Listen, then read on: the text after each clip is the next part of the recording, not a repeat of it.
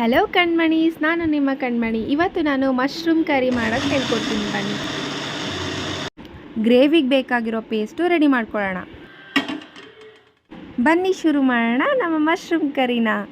ಈಗ ಒಗ್ಗರಣೆಗೆ ಹಾಕ್ಕೊಳ್ಳೋಣ. ಒಂದು ಪ್ಯಾನ್ ಇಟ್ಟೆ, ಪ್ಯಾನ್ಗೆ 2 ಟೇಬಲ್ ಸ್ಪೂನ್ ಎಣ್ಣೆ ಹಾಕಿದೆ. ನಿಮಗೆ ಎಷ್ಟು ಬೇಕೋ ಅಷ್ಟು ಹಾಕಿ.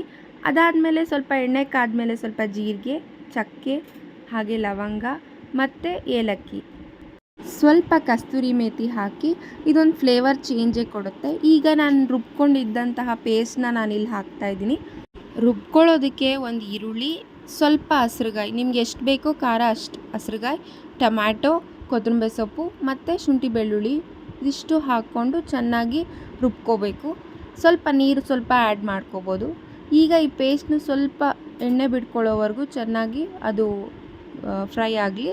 ಈಗ ಸ್ವಲ್ಪ ನಾನು ಅರಿಶಿನ, ಅದಕ್ಕೆ ಒಂದು ಸ್ವಲ್ಪ ಖಾರದ ಪುಡಿ, ಯಾಕೆಂದರೆ ಮೆಣಸಿನ್ಕಾಯಿ ಸ್ವಲ್ಪ ಖಾರ ಕಡಿಮೆ ಇತ್ತು, ಹಾಗೆ ಗರಂ ಮಸಾಲ ಮನೇಲೇ ಮಾಡಿದ್ದು 1 ಟೇಬಲ್ ಸ್ಪೂನ್ ಉಪ್ಪು, ಇಷ್ಟು ಹಾಕಿ ಚೆನ್ನಾಗಿ ಕಲಿಸ್ಕೊಂಡು ನಾನು ಅದನ್ನು ಎಣ್ಣೆ ಬಿಡೋವರೆಗೂ ಹಾಗೆ ಬಿಟ್ಟೆ.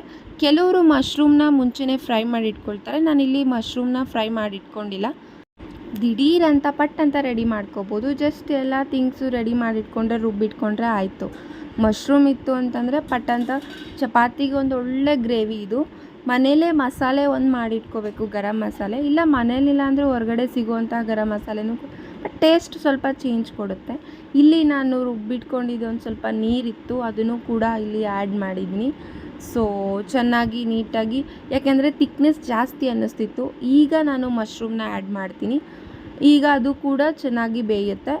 ಮಶ್ರೂಮ್ ಸ್ವಲ್ಪ ಚೆನ್ನಾಗಿ ಬೇಯಲಿ. ನಾನು ಪ್ಲೇಟ್ ಮುಚ್ಚಿಡೋಣ ಅಂತ ನೋಡಿದೆ, ಬಟ್ ಆದರೆ ನೀರು ಸ್ವಲ್ಪ ಜಾಸ್ತಿ ಆ್ಯಡ್ ಮಾಡ್ದಂಗೆ ಅನಿಸ್ತು. ಸೊ ಏನು ಮಾಡೋದು ಅಂತ ಯೋಚನೆ ಮಾಡ್ತಿದ್ದಾಗ ನೆನಪಾಗಿದೆ ಕಡಲೆ ಬೀಜದ ಪುಡಿ ಆ್ಯಡ್ ಮಾಡಿದೆ. ಆವಾಗ ಒಂದು 5 to 10 ಮಿನಿಟ್ಸ್ ಮುಚ್ಚಿಟ್ಟು ಅದನ್ನು ಬೇಯಿಸಿದೆ. ಸೊ ಅದು ಗ್ರೇವಿ ಕನ್ಸಿಸ್ಟೆನ್ಸಿಗೆ ಬಂತು.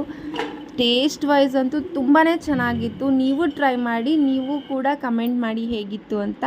Thank you for watching. ಇನ್ನೂ ಸಬ್ಸ್ಕ್ರೈಬ್ ಮಾಡಿಲ್ಲ ಅಂದರೆ ದಯವಿಟ್ಟು ಸಬ್ಸ್ಕ್ರೈಬ್ ಮಾಡಿ. ಹೊಸ ವಿಡಿಯೋ ಜೊತೆಗೆ ಮತ್ತೆ ಬರ್ತೀನಿ. ಬಾಯ್ ಬಾಯ್.